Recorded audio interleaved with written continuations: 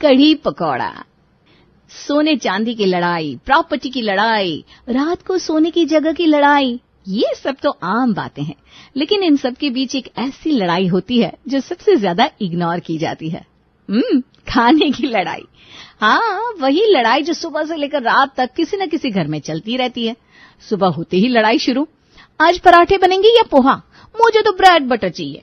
और फिर आता है लंच का समय, और जिसके मन का खाना नाश्ते में ना बना हो, लंच में भी अपने मन का खाना ना मिले, फिर तो आप सोच लीजिए। और रात के क्या कहने, रात को तो हालात और बिगड़ जाते हैं। खाने की ये लड़ाई हर दिन होती है, हर घर में होती है। सोने चांदी की लड़ाई तो एक बार खत्म भी हो सकती है, लेकिन खाने की लड़ाई ये तो हर दिन नए जोश, नए तर्क और नए डिमांड के साथ फिर से शुरू हो जाती है। आज की कहानी भी इसी लड़ाई के बारे में है।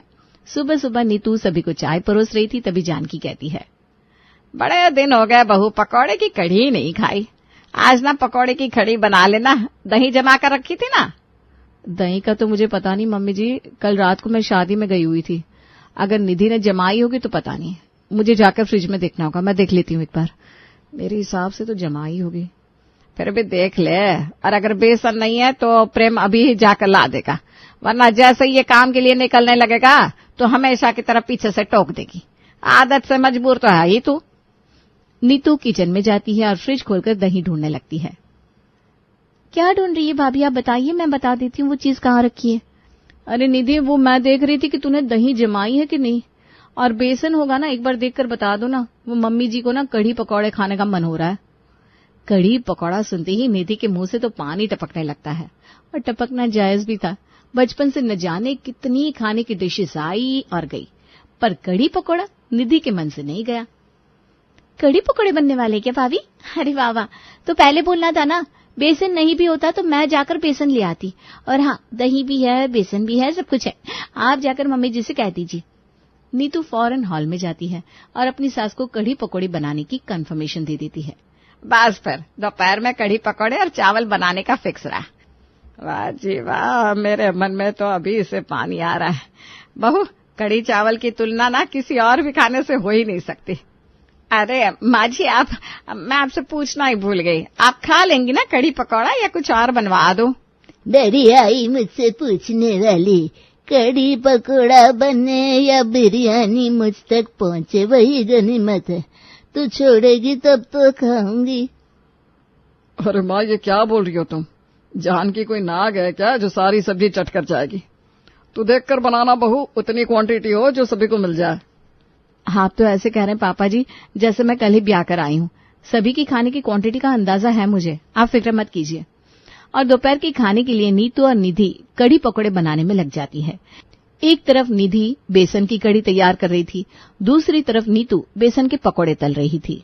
दोपहर के 2 बजे रसोई से आ रही घी में तड़के और कढ़ी की महक से पूरा घर महक उठता है। अब तो रहा नहीं जा रहा बहू, खुशबू बाहर तक आ रही है, अब खाना भी ले आओ। सच में पापा, लग रहा है मानो ये खाने की खुशबू में चिढ़ा रही हो। तभी घर की दोनों बहुएं गर्मा गर्म चावल और कढ़ी पकौड़े लेकर रसोई से बाहर आती हैं। खाना देखते ही सभी उस पर टूट पड़ते हैं। अरे ये क्या कर रहे हो तुम लोग, ऐसे तो पतीला ही गिर जाएगा, फिर क्या खाएंगे हम सब? सब अपने हाथ पीछे करो, पहले मैं खाना लूंगी। दरियाई, घर के सबसे बड़ी जैसे तू है, मैंने है जानती नहीं क्या मैं तुझे फट से सारी पकौड़ियाँ चट कर जाएगी। ए छोटी, तू इधर आ, पहले मेरी कटोरी में कढ़ी डाल दे और अच्छे से पकौड़ियाँ डालना, वरना मेरा नंबर आते आते पतीले में सिर्फ कढ़ी कढ़ी रह जाएगी। नहीं नहीं दादी जी, आप फिक्र मत कीजिए, सभी की कटोरियों में पकौड़े आएंगे, ये मेरी गारंटी है। सबसे पहले लता अपना खाना लेकर साइड हो जाती है, फिर खाना लेती है जानकी, फिर सुरेंद्र, फिर अमित और फिर प्रेम। सभी मस्ती से खाना एंजॉय करने लगते हैं। सभी को खाता देख अब दोनों बहुओं से भी रुका नहीं जा रहा था। अरे बेटा, सबने तो ले लिया खाना, और कोई रोटियां तो खा नहीं रहा कि तुम्हें गर्मा गर्म परोस कर लाना है। जाओ जल्दी से अपने अपने प्लेट ले आओ और तुम भी खाने बैठ जाओ, वरना एक बार चावल अगर ठंडे हो गए ना तो फिर वो मजा नहीं आएगा। नीतू और निधि भी अपने खाने के लिए रसोई से प्लेट ले लेती है। पहले खाना लेती है नीतू, फिर निधि जैसे ही पतीले में चम्मच डालती है उसमें एक भी पकौड़ा नहीं था। है, इसमें तो एक भी पकौड़ा नहीं है, ये तो सिर्फ कड़ी कड़ी रह गई है मेरे लिए। निधि यहाँ से वहाँ सभी की ओर नजरें घुमाती है, पर कोई उसकी ओर नहीं देखता, क्योंकि सबका ध्यान तो अपने अपने खाने की प्लेट पर था। मेरे वक्त ही पकोड़े कैसे खत्म हो गए? भाभी ने भी तो अभी खाना लिया है।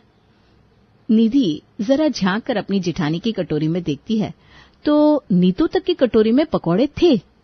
ये क्या फूटी किस्मत है मेरी, लगता है कड़ी के साथ ही चावल खाने पड़ेंगे। जहां पूरा घर पकौड़े वाली कड़ी के साथ चावल को मसल रहा था, वहां घर की छोटी बहू यानी निधि को सिर्फ कड़ी के साथ ही चावल खाने पड़ते हैं। खाने के बाद सभी को उबासी आने लगती है। अब खाना था ही इतना अच्छा, और दोपहर के खाने के बाद नींद आनी तो लाजमी है।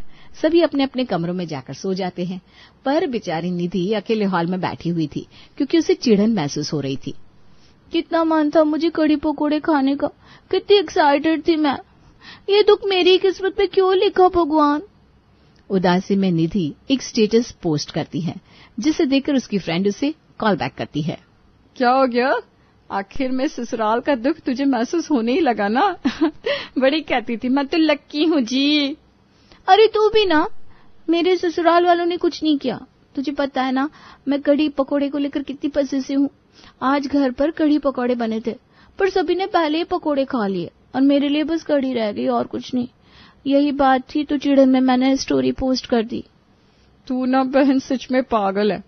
कड़ी बची हुई है तो पकोड़े तल ले और फिर से कड़ी में मिला दे, कड़ी पकोड़ा फिर से तैयार हो जाएगा।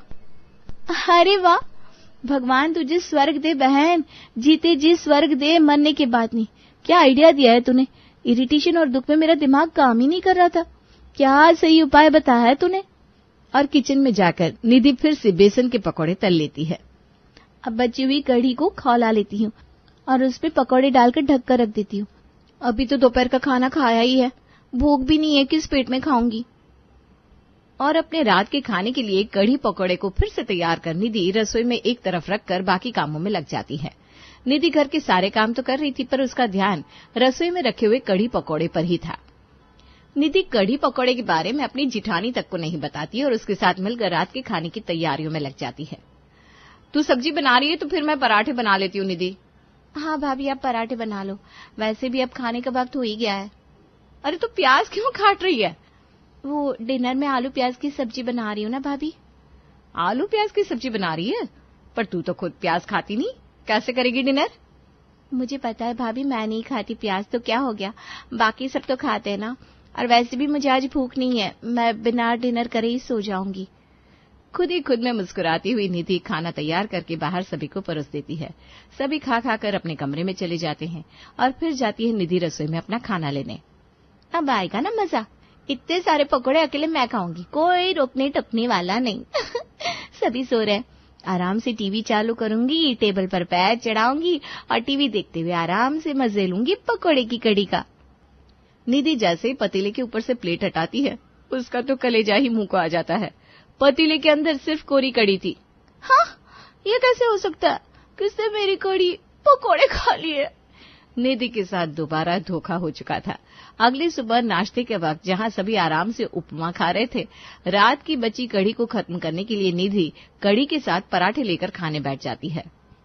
मौज तो आपकी है मैडम, दोबारा तिबारा खा रही हो ना ये कड़ी पकौड़ा। तुम बताओ, हमें तो बस एक ही बार नसीब हुआ। देख लीजिए माँ जी, फिर आप कहती है मैं नागिन हूँ, 10-10 बार खाती हूँ। यहाँ तो 10 बार आपके पोते की बहू खा रही है। ये क्या बात हुई निधि? अगर कड़ी पकौड़ा बचा था तो मुझे भी दे देती, मैं कौन सा तेरी दुश्मन हूँ। पिछली दोपहर तो मेरी कटोरी में गिनकर 4 पकौड़े आए थे। निधि इतनी इरिटेटेड थी कि वो किसी को कुछ रिप्लाई नहीं देती और अपना खाना उठाकर कमरे में चली जाती है। निधि के प्लेट में कड़ी देखकर फिर से सभी का मन कड़ी पकौड़े खाने का हो जाता है। मैं क्या कह रहा था नीतू, आज भी दोपहर में कड़ी पकौड़े का ही प्लान कर लो ना, सही रहेगा। क्यों मम्मी? हाँ बेटा, तेरा मन है तो बिल्कुल बनवा ले। इससे सात्विक और शुद्ध खाना कुछ हो ही नहीं सकता। बनाने में भी आसान है। ऐसे इतनी गर्मी पड़ रही है, दाल चावल सब्जी चटनी पसेरा करने में बहुएं भी तो पसीने से लथपथ हो जाती है। तू बस चावल और कड़ी पकौड़ा बना ले बहू। नाश्ते के बाद निधि अपना मुरझाया हुआ चेहरा लेकर रसोई में आती है, जिसे देखकर नीतू कहती है, क्या हो गया भाई, ऐसे शक्ल बिगाड़ कर क्यों खड़ी है? नाश्ते की बात बुरी लग गई क्या? अरे वो तो हम देवर भाभी तुझसे मस्ती मजाक कर रहे थे, वो सब भूल और खुश हो जा। दोपहर में फिर से कड़ी पकौड़ा बनने वाला है। तेरी फेवरेट कढ़ी। अच्छे से पेट भरकर खाना, ठीक है। अगर खाने की कोई डिश आपको बहुत पसंद हो और वो आपके घर पर बने भी पर आपको न मिले तो आपको तो दुख होगा ही, गुस्सा भी आएगा। पर बेचारी निधि अपना गुस्सा निकाल भी नहीं पा रही थी, जिस कारण वो और बुरा महसूस कर रही थी। फिर निधि को दिखती है रोशनी की किरण। नीतू की बात सुनकर निधि के मन में फिर से उम्मीद जागती है। दोनों देवरानी जिठानी मिलकर फिर दोपहर में चावल के साथ कढ़ी पकौड़ा बनाती है। पिछली रोज की तरह घर की बड़ी बहू यानी कि नीतू अपने लिए पहले ही कटोरी भरकर पकौड़े छुपा कर रख लेती है। इन सब से बेखबर निधि कढ़ी पकौड़े और चावल बाहर टेबल पर सभी को परोसने के लिए ले जाती है। कल सबसे पहले आपने सारी पकौड़ियां ले ली थी जानकी जी, फिर मुझे टूटी हुई पकौड़ियां नसीब हुई। आज पहले मैं ही कढ़ी पकौड़े लूंगा। अरे घर का बड़ा तू है कि मैं? पहले मैं कढ़ी पकौड़े लूंगी, उसके बाद जिसे लेना हो ले। ए छोटी, जरा मुझे परोस। काश कोई ये भी कह देता, छोटी बहू पहले तू खा ले। सबसे पहले लता कढ़ी पकौड़े लेती है, फिर सुरेंद्र अपनी कटोरी भर लेता है, फिर जानकी, फिर अमित और फिर प्रेम। फिर आती है दोनों बहुओं की बारी। कल वाली गलती आज नहीं कर सकती मैं। पहले तो खाना नसीब ही नहीं हो रहा, अब लास्ट तो आ ही नहीं सकती, सेकंड लास्ट तो सही। निधि जैसे ही अपना चम्मच पतीले में डालती है, नीतू उसे रोक देती है। अरे निधि, बड़ी मैं हूं कि तू? यहाँ सब कोई लाइन में उम्र के हिसाब से खाना ले रहा है ना, तू कहाँ बीच में घुसी जा रही है? लेने दे मुझे, फिर ले लेना, पूरा पतीला ले लेना। अब जब पतीले में कुछ बचा ही नहीं था तो बेचारी निधि लेती भी क्या। निधि को फिर से कढ़ी नसीब होती है। कोरी कढ़ी चावल के साथ लेकर निधि लता के पास जाकर बैठ जाती है।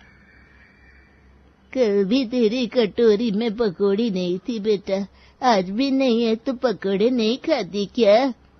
खाती हूँ ना दादी, पर यहाँ सभी लोग पहले पकौड़े ले लेते, मेरे लिए बचता ही नहीं है। अच्छा, पर ऐसा कैसे हो सकता है? तेरे साथी नीतू ने भी खाना डाला है, उसकी कटोरी में तो पकौड़े हैं। हाँ दादी, इनफैक्ट कल तो मैंने दोबारा पकौड़ियां तली थी और कढ़ी में डालकर भिगोने के लिए रसोई में रखी भी थी, वो भी कोई खा गया।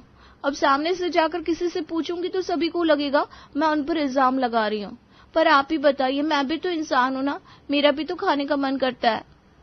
तो आज तो फिर से पकौड़ियां बना और बची हुई कढ़ी में डुबोकर रसोई में छोड़ दे, देखते हैं चोर कौन है। खाने के बाद जब सभी अपने कामों में लग जाते हैं, निधि फिर से पकौड़े तलती है और उन्हें गर्म कढ़ी में डुबोकर रसोई में ही छोड़ देती है। कुछ देर बाद रसोई में जाती है। जानकी और कटोरी भरकर कढ़ी पकौड़ा लेकर अपने कमरे में चली जाती है। देखा, मुझे पूरा विश्वास था इन सब के पीछे तेरी सास का ही हाथ है।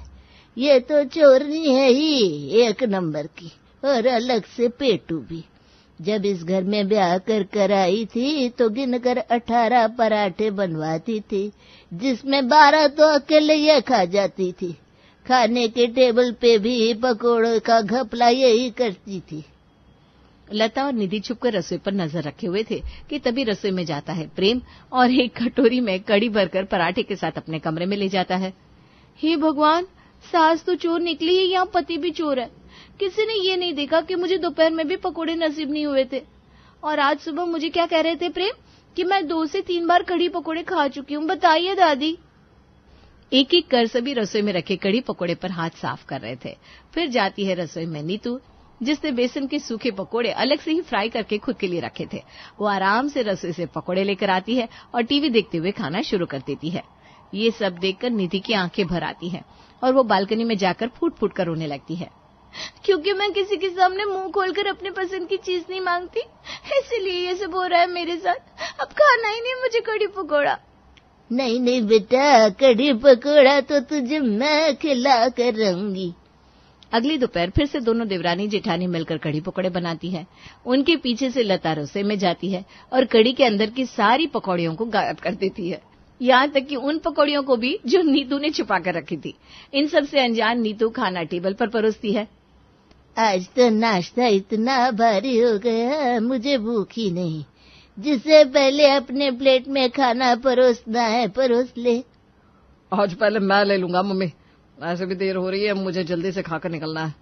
अमित कढ़ी पकोड़े के लिए पतीले में चम्मच डालता है, पर उसमें पकोड़ा तो था ही नहीं। अरे ये क्या, इसमें तो पकोड़े ही नहीं है। तुझे ना सबसे लास्ट में लेने की आदत हो गई है। भरे हुए पतीले से कभी तूने पकौड़े निकाली है क्या? हाँ, इसलिए तुझे पकौड़े नहीं मिल रहे। ला चम्मच, मैं निकालता हूँ। सुरेंद्र भी कढ़ी में चम्मच घुमाता है पर पकौड़ी बाहर नहीं आती। आती भी कैसे, उसमें पकौड़े थे ही नहीं। एक एक कर अपने मन की तसल्ली के लिए सभी पतीले में चम्मच घुमाते रहते हैं। इसमें तो पकौड़े ही नहीं है बहू, अब हम क्या खाएंगे? पर मैंने पकौड़े डाले थे मम्मी जी।